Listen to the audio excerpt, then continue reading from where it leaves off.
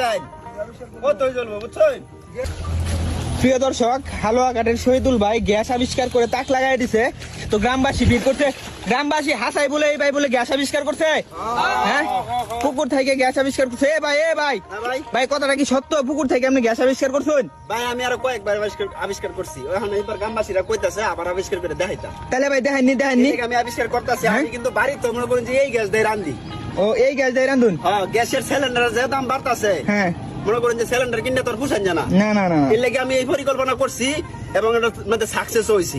ও আচ্ছা, তাহলে ভাই আমরা দেখেন ভাই। হ্যাঁ, আমি দেখাইতাছি কি বলছেন আপনি? দেখ লাগবো। হ্যাঁ, দেখ আচ্ছা, দেখের মধ্যে এরকম একটা রশি বানতে হইব। রশি বানতে হইব? রশি বাইন্দে এরকম একটা ইট বানতে হইব। আচ্ছা, একটা ইট বানতে হইব। বাইন্দা মনে করেন যে ডেক ধরে যে বা উল্লাই দিতে হইব। আচ্ছা, বুঝছেন? হ্যাঁ। দেখছুন উল্লাই দিছি যে? দেখছি। উল্লাই দিতে হইব। উল্লাই দেওয়ার পর এই যে এরকম একটা পাইপ লাগবো।